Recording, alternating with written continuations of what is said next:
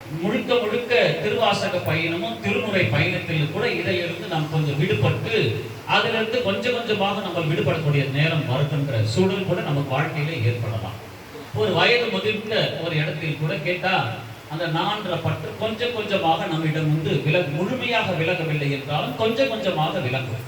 இப்ப யாராவது கேட்டாங்கன்னா அவங்க வயதான இப்ப கல்விக்காரசமா கேட்கிறாங்க, என்னம்மா நீங்களாம் சாப்பிட்டீங்களா, எப்படி இப்பெல்லாம் நான் ஒண்ணுமே இல்லைம்மா, எல்லாம் என் மகள் எல்லாம் அங்கங்க செட்டில் பண்ணிட்டேன், எல்லாம் மகள்லாம் என்ன சொல்றாலோ அவ சொன்னாதான் நான் கூட கூடைக்கு போக முடியும். அம்மா இந்த வாரம் நீங்க போவாதீங்க, வீட்டிலே இருந்துருங்கன்னா நான் வீட்டிலே தான் இருக்கணும், ஏன்னா என் கையில எதுவும் இல்லை, எல்லாம் பசங்க கையில கொடுத்துட்டேன், பசங்க என்ன சொல்லுதோ அதை தான் நான் கேட்கணும். அந்த நான்றது மறுவி என்னால் ஒன்றும் இயலாது, நான் மற்றவரை நம்பி இருக்கிறேன், நான் என்பது கொஞ்சம் கொஞ்சமாக கரைந்து போகக்கூடிய போய்விடும். காமம் அதில் போல உடல் தளர்ச்சியின் காரணமாக பக்தியினுடைய உயர்வு காரணமாக கூட தளர்ச்சி அடைந்துவிடும். ஆனால் மூன்றாவதாக ஒரு பற்று, அது தேகப்பற்று.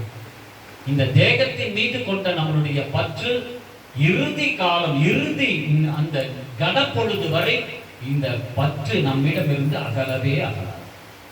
அதனால்தான் எம்பெருமான் இந்த நால்வர் பெருமக்கள் 63 நாயன்மார்கள் எல்லாம் நீங்க பார்த்தீங்கன்னா இந்த 2 பற்றையும் அவர்கள் கழித்து விட்ட பிறகும் கூட தேக பற்றை முன்னாடி வைத்துத்தான் இறுதியாக அவர்களை ஆட்கொண்ட நிலை நமக்கு பார்க்கின்ற வரலாறுகளை நீங்கள் பார்த்தீர்கள் என்று சொன்னார்.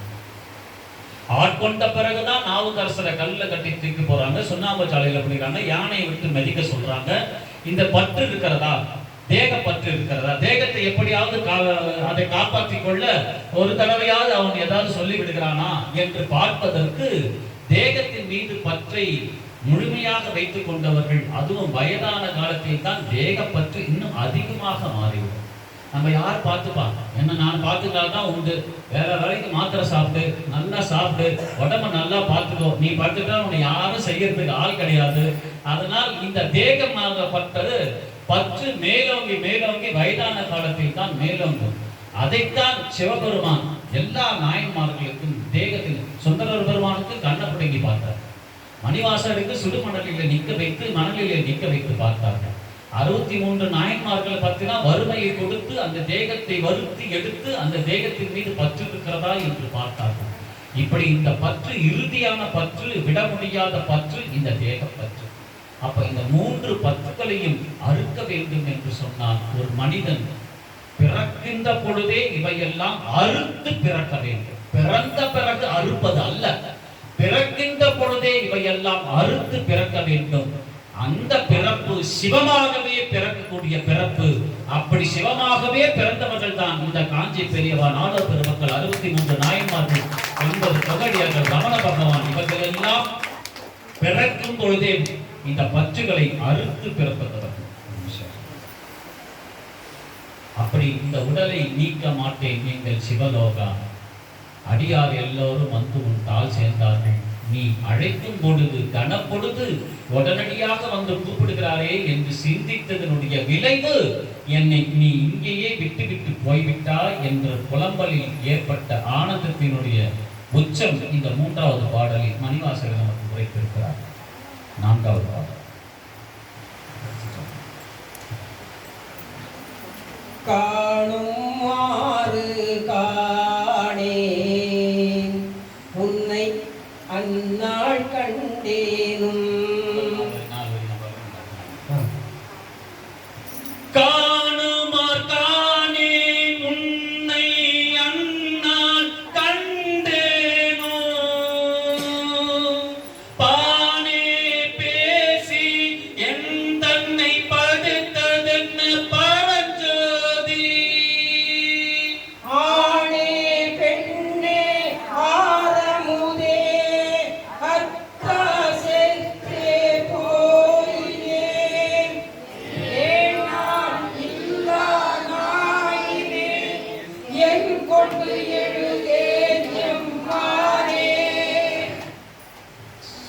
காணுமாறு காணேன் உன்னை அண்ணான். இறைவனே, ஆத்மநாதனே, நீ திருப்பெருந்துறையிலே ஆத்மநாதனாக வந்த பொழுது உன்னை நான் கண்ணார கண்டேன். குரு வடிவாக மானிட சட்டை தாங்கி வந்து குரு வடிவாக வந்தவன் அந்தனர் உருவிலே வந்தாய்.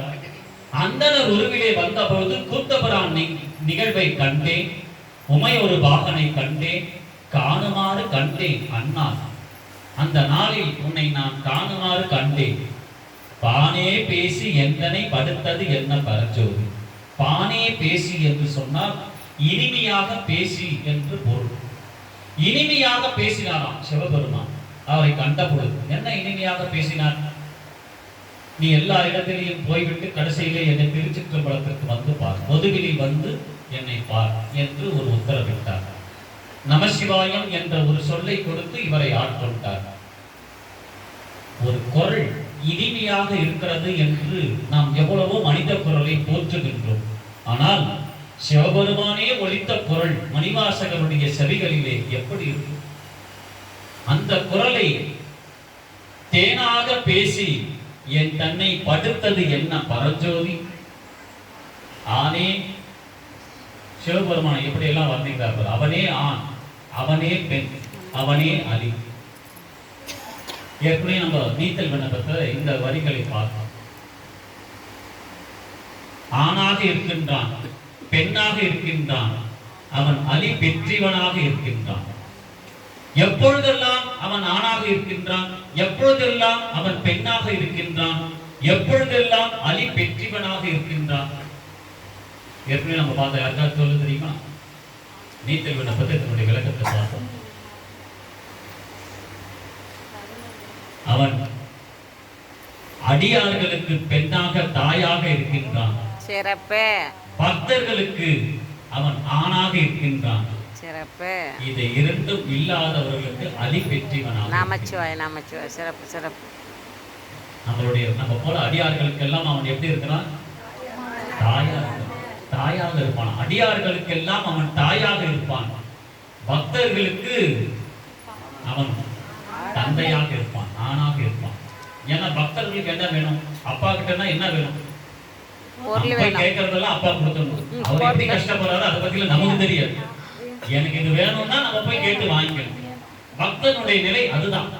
அவனுக்கு தேவை என்பதை சென்று ஆண்டவனிடம் கேட்க வேண்டும். ஆண்டவன் அதை கொடுக்க வேண்டும். அதை வாங்கி வைத்து அவன் இன்புற்று வாழ வேண்டும்.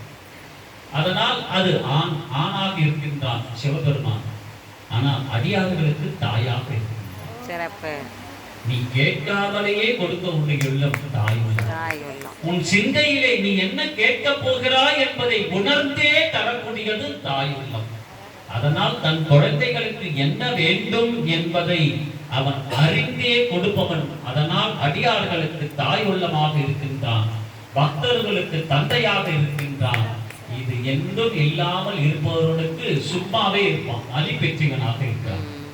அருளை மட்டும் கொடுத்துவிட்டு நீ வாழ்ந்து விடு என்று சொல்லி எதையும் செய்யாமல் சும்மாக இருக்கக்கூடிய கருணை இந்த ஆணாக பெண்ணாக அவன் அலி பெற்றிவனாக இருக்கிறான் என்பதை கருத்தில் கொண்ட மணிவாசக பிறந்தகை. ஆனே பெண்ணே ஆரமுதே அத்தா செத்தே போயினே.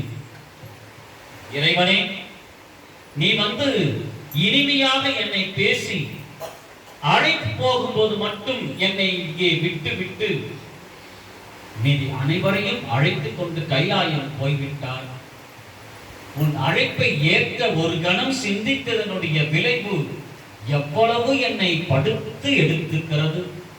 நீ விட்டு பிரிந்த பிறகு அடியே நம்ம சொல்லுவோம், நம்ம பையன்கிட்ட பேசல, 2 வருஷம் 3 வருஷமா பையன் நம்ம கிட்ட பேசல அப்படின்னு வைத்துட்டா நம்ம கேட்பது, என்னம்மா எப்படி இருக்கிறான் உன் பையன், உங்க பையன்கிட்ட பேசுனீங்களா? அவன்கிட்ட பேசியே 3 வருஷம் ஆயிடுச்சுப்பா, எப்படி இருக்கிறீங்க? ஏதோ நடபானமா இருக்கிறேன், பூமிக்கு பாரமா சோத்து இருக்கிறதா, ஏதோ நடபாரமா இருக்கிறேன் அப்படின்ற ஒரு வார்த்தையை பதிவு. அதாவது உயிர் இருக்குது, ஆன்மா இருக்குது, எல்லாம் இருக்கிறது, ஆனால் ஒன்றும் இல்லாததை போல வாழ்க்கை. அதைத்தான் இங்கே மணிவாசகர், அவர் மணிவாசகராக மாறினார். ஆத்ம இன்பம் கிடைத்தது, இறை அனுபவம் கிடைத்தது, எல்லாம் கிடைக்கும் பிறகு செத்து போனதற்கு சமமாக அவருடைய நிலையை வெளிப்படுத்துகிறார். செத்தே போனேன், உன்னுடைய பிரிவை தாங்காமல் எப்பொழுது உன்னை மீண்டும் காணுமாறு எனக்கு நீ செய்ய போகின்றாய், எப்பொழுது உன் அடியார் திருக்கூட்டத்தையும் திருவடியும் மீண்டும் எனக்கு வாய்ப்பு தந்து நீ காணுமாறு என்னை நீ செய்ய போகிறாயோ, அக்கணம் தவற விடாமல் மீண்டும் உன்னோட கைலாயத்துக்கு வருவதற்கு தயாராக இருக்கிறேன் என்பதை மறைபொருளாக இந்த